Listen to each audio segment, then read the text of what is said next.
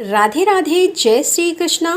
आप सभी बहनों को वट सावित्री की ढेर सारी शुभकामनाएं। दोस्तों, विवाहित महिलाओं के बीच अत्यधिक प्रचलित ज्येष्ठ कृष्ण अमावस्या के दिन आने वाली सावित्री व्रत की कथा इस प्रकार से है।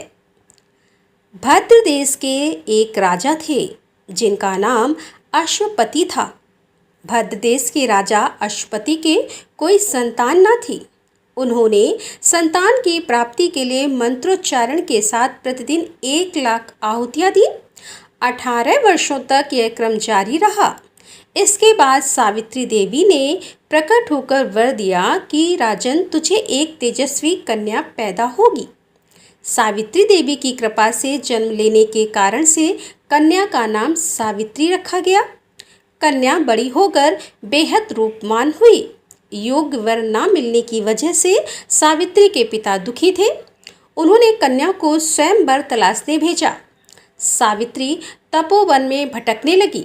वहाँ शाल्व देश के राजा धूम्रसेन रहते थे, क्योंकि उनका राज्य किसी ने छीन लिया था।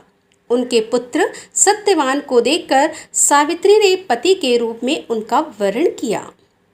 ऋषिराज नारद को जब यह बात पता चली तो वह राजा अश्वपति के पास पहुँचे और कहा कि हे राजन, यह क्या कर रहे हैं आप? सत्यवान गुणवान है, धर्मात्मा है और बलवान भी है, पर उसकी आयु बहुत ही छोटी है।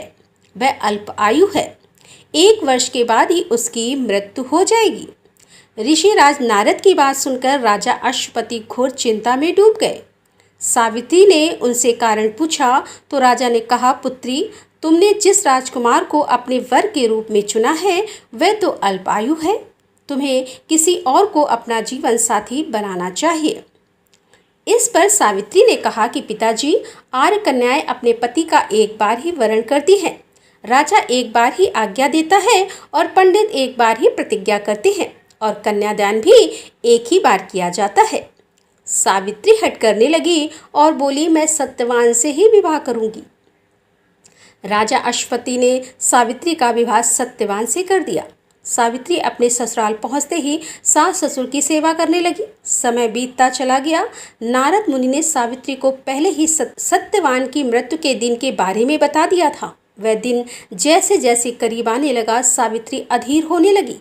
उन्होंने 3 दिन पहले से ही उपवास शुरू कर दिया। नारद मुनि द्वारा कथित निश्चित तिथि पर पितरों का पूजन किया।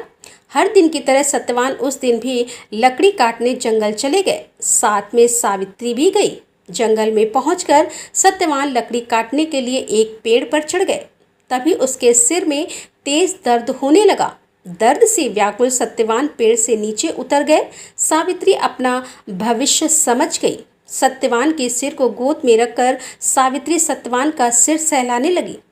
तभी वहाँ यमराज आते दिखे। यमराज अपने साथ सत्यवान को ले जाने लगे। सावित्री भी उनके पीछे पीछे चल पड़ी।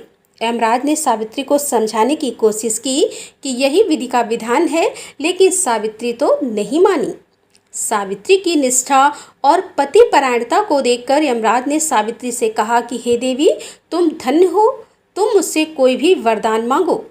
सावित्री ने कहा कि मेरे सास ससुर बनवासी और अंधे हैं, उन्हें आप दिव्य ज्योति प्रदान करें। यमराज ने कहा, ऐसा ही होगा, जाओ अब लौट जाओ। लेकिन सावित्री अपने पति सत्यवान के पीछे पीछे चलती रही। यमराज ने कहा, देवी तुम वापस जाओ। सावित्री ने कहा, भगवान, मुझे अपने पति देव के पीछे पीछे चलने में कोई परेशानी नहीं है। पति के पीछे चलना मेरा कर्तव्य है। यह सुनकर उन्होंने फिर से उसे एक और वर मांगने के लिए कहा। सावित्री बोली, हमारे ससुर का राज्य छिन गया है, उसे पुनः वापस दिला दे। यमराज ने सावित्री को यह वरदान भी दे दिया और कहा, अब तुम लौट जाओ। लेकिन सावित्री पीछे पीछे चलती रही। यमराज ने सावित्री को तीसरा वरदान मांगने को कहा। इस पर सावित्री ने 100 संतानों और सौभाग्य का वरदान मांगा। यमराज ने इसका वरदान भी सावित्री को दे दिया। सावित्री ने यमराज से कहा कि प्रभु, मैं एक पतिव्रता पत्नी हूँ और आपने मुझे पुत्रवती होने का आशीर्वाद दिया है। यह सुनकर यमराज को सत्यवान के प्राण छोड़ने पड़े। यमराज अंतर्ध्यान हो गए और सावित्री उसी बट वृक्ष के पास आ गई जहां उसके पति का मृत शरीर पड़ा था। सत्यवान जीवित हो गया। और दोनों खुशी खुशी अपने राज्य की ओर चल पड़े। दोनों जब घर पहुंचे तो देखा कि माता पिता को दिव्य ज्योति प्राप्त हो गई है। इस प्रकार सावित्री सत्यवान चिरकाल तक राजसुख भोगते रहे। अतः पतिव्रता सावित्री के अनुरूप ही प्रथम अपने सास ससुर का उचित पूजन करने के साथ ही अन्य विधियों को प्रारंभ करें। वट सावित्री व्रत करने और इस कथा को सुनने से उपासक के वैवाहिक जीवन का जीवन साथी की आयु पर किसी प्रकार का कोई संकट आया भी हो तो वह टल जाता है।